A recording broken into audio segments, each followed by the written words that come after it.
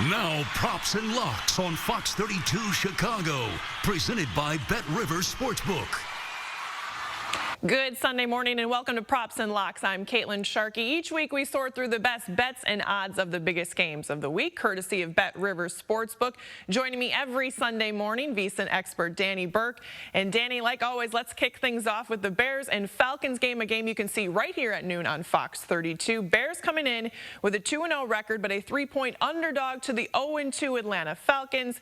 Over under at 47. Danny, first, let's talk about this point spread. Atlanta winless to start the season, but putting up some big offensive numbers. Matt Ryan with 4 touchdowns and 273 yards last week. Do we like the spread here at 3? You know, Caitlin, you talk about the spread at 3. Before we got on air, this actually dropped down to 2.5. So some late action actually going towards Chicago. However, you're seeing 60% of the bets at Bet Rivers on the Falcons. Despite that, the number has dropped to the Bears now catching just 2.5. So this is a game where I actually laid the 3 earlier in the week with Atlanta.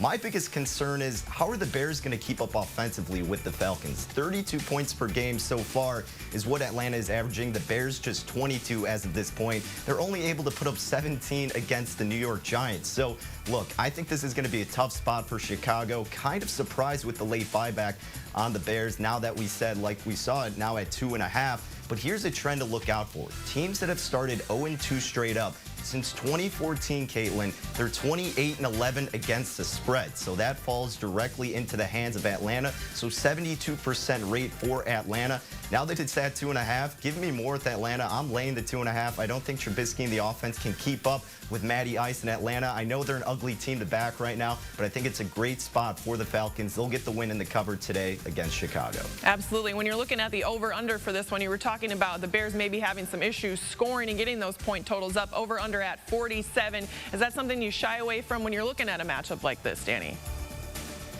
You know, it's tricky because we know how good this Bears defense is, and today it's going to be kind of a bend, don't break mentality. The Bears defense is going to be solid, but only for so long I think they're going to be able to contain this Falcons offense. So it opened up at Bet Rivers at about 48. It's dropped down to 47. Personally, with the total, I'm going to stay away from it, but I would shade a little bit to the under because I think the Bears defense will have a solid performance, as they typically do. But on the side of the Bears offense, which is my concern, as I've been noting, I don't think they'll be able to produce enough points. So I would shade a little bit to the under, but my best bet for this one is still just laying the 2.5 with Atlanta. That total's just a little bit too dicey for me to want to dabble with. Absolutely. Well, game 2, another tough point spread. The Packers on the road taking on Drew Brees and the Saints. Saints laying 3.5, over-under at 53. Aaron Rodgers red hot to start the season, passer rating of 107 last week. Do we like the Packers with the points here, Danny? Well, this has been tricky because all of the money is going toward Green Bay in this spot, and rightfully so. I mean, they're the best offense in the NFL thus far, but this is your classic case of recency bias, right? I mean, Drew Brees, his arm strength, we've seen that be declining for the past few seasons. Last week against the Raiders in their debut in Las Vegas didn't look too great. This one opened up with the Saints laying 6.5. Now, like you alluded to, Caitlin, Green Bay is catching 3.5, so all the attention going toward the Packers. Davante Adams looks like he's a game-time decision. We know that Michael Thomas is out. So if Davante Adams is out, that's another weapon that Aaron Rodgers doesn't have. But they've been able to make up for it despite not really producing or picking up anybody in the draft, rather. And like we said, they have the best offense. Aaron Jones has been an absolute threat so far this season.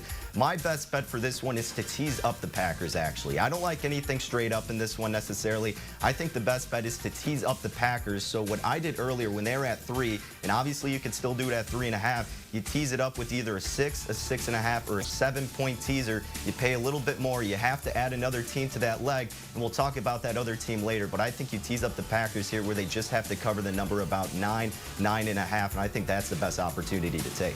All right, good stuff. Next up, Dallas visiting Seattle Seahawks, the 4.5-point favorite. A small change from last night. Russell Wilson on a tear the last few weeks. Thoughts on Seattle covering? I like the Seahawks passing game against Dallas. Dallas has covered 8 of its last 10 as an underdog. What are you thinking here? Well, so this one opened up in favor of the Seahawks naturally. 3.5 is what they were laying. This number has actually been bumping up and down throughout the day. I saw it at 5, and now it's at 5.5 in favor of Seattle as we're nearing game time. Look, it's hard to go against Russell Wilson as of this point. The Cowboys got lucky with the win last week, and I still think they're a great team with a solid offense, but defensively, you got to imagine the Seahawks are just going to torch them up today. That number's ugly, though, at that 5.5 spot, so I'm going to stay away from this one, Caitlin. I think this is a prime game, however, to look for in-game betting opportunities, which obviously a lot of people sometimes don't take advantage of. A lot of times, that's the best route to go. So if the Seahawks get down early, if it's a low-scoring game early as well, I would look to live bet the total over and live bet the Seahawks, and I think that's the best way to go about this game because pre-flop, before the game starts, not feeling too confident one way or the other. Absolutely. Well, still more to come on props and locks, more of Burke's bets as we continue a look around the league. And a reminder, you can place your bets at betrivers.com or using the BetRivers mobile app. We're back after this. Props and Locks on Fox 32, presented by BetRivers Sportsbook. Place your back with more props and locks, presented by BetRivers Sportsbook. Welcome back to Props and Locks. I'm Caitlin Sharkey, joined by VSin expert Danny Burke. And Danny, let's continue with a quick look at some other big games happening around the league today. Arizona Cardinals laying 5.5 at home, hosting the Lions. I don't know about you, Danny, but I like the Cardinals to cover. They're getting some key players back on defense and already allow the second fewest points per game. Not only do you like that, but so does the majority of the public as of this point. Who wants to back the Lions? They're an ugly team consistently, no matter what season it is, it seems. But once again, the thing that kind of shies me away, Caitlin, like we talked about, that trend since 2014, teams that start out 0-2 straight up, 28-11 ATS. So they're covering the number at a 72% clip. The Lions fall under that category. I'm not saying I'm going there and I'm betting the Lions catching 5.5, but once again, another game where I think it's a good teaser opportunity for the Cardinals. Now, I know when you have these teaser spots, we talk about which are the most profitable. You're teasing up short and home, road or home dogs, so you get through that key number of 7, or home favorites at about 7. The Cardinals are a little bit under that spot, and you don't want to tease through the 0, which would happen with the Cardinals here. I know it's kind of one of the sins with the teaser, but all you need to do is have the Cardinals win today, so that's why I'm still going to decide to use them in a teaser, and I think they get to win. I probably would lean toward them covering as well, not too bullish on the Lions as of this point, so I agree with you in that regard, but I think the best spot would be to tease down Arizona. Okay, well, the undefeated Titans taking on the winless Vikings. Minnesota, the 2.5-point underdog. Over-under at 50. What stands out about this one, Danny? Well, what stands out is that every time I like to bet the Vikings, they kind of just screw me over, Caitlin. So I think I have to do it again. Third time's the charm, right? Exactly. When we talk about that trend, this is perfect for the Vikings, right? I mean, everybody looks to be on the Titans in this spot. You're seeing so much attention toward them. Look, Tannehill's been fine. Don't get me wrong. Derrick Henry is still a stud. But you're giving me 3 with the Vikings at home in this spot. It went from 2.5 to 3. It's been bouncing back and forth. We now see it at 3 in favor of Tennessee. I'm going to test my luck one more time with Minnesota. I'm taking the 3 points with Kirk Cousins. We need some offense out of that team, and that defense needs to return back to its norm that we saw last season. So, unfortunately, I will be taking the 3 with Minnesota. All right, I like the consistency. Moving on to the Bills and Rams. Bills laying 2. It was 2.5. Do we like the Bills or Rams to cover, or do we go straight money line here?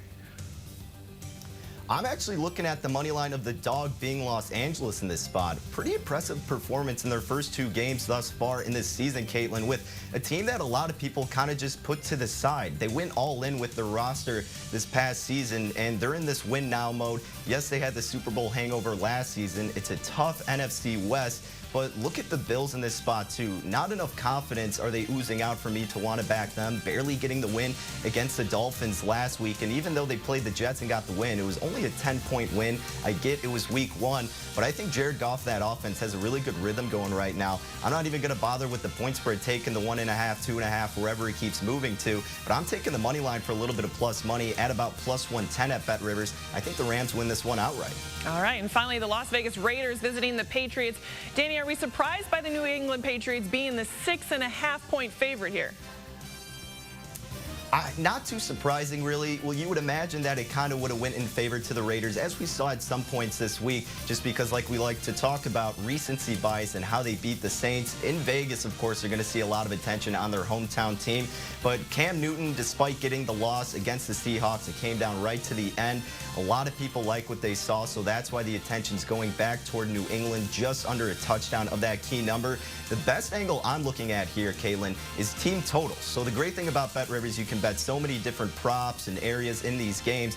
And I think the best bet is the team total over 26.5 for New England. The Raiders are giving up 27 points per game. Their defense is really suspect from last season to this year, and I think Cam Newton and Bill Belichick, they're not going to lose another game in a row. They're going to step it up offensively. I think the Patriots get at least 27 points in this battle. All right, Danny, let's look at your bets recap and talk us through some quick teasers before we wrap things up.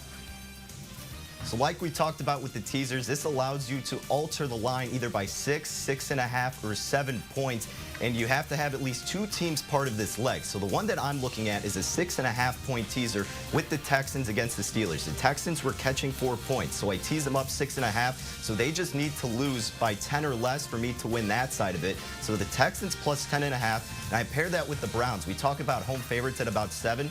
Tease them down 6.5 to where they only have to do is win. So the Texans catching 10.5, the Browns winning straight up. Then also we talked about the Cardinals teasing them down and the Packers teasing them up catching 9.5. That's my other teaser that I like. And finally, the Falcons, I laid them at 3. Now they're at 2.5. I love that even more. So unfortunately, I'm fading the Bears. I think Atlanta gets the win. All right, good stuff as always. Thank you, Danny, for joining me. Thank you for joining us every Sunday morning at 10 a.m. on Props and Locks. Make sure you place those bets at BetRivers.com or using the BetRivers mobile app. Just a reminder, Fox Kickoff Sunday is next. See you next week.